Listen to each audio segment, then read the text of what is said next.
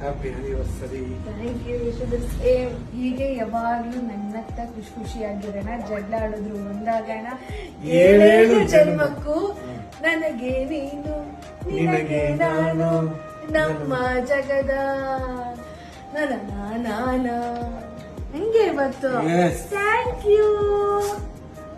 You ಪುಟನ, thank you baby. Happy anniversary to us.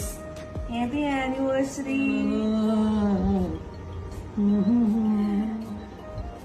Happy anniversary ಗಂಡ.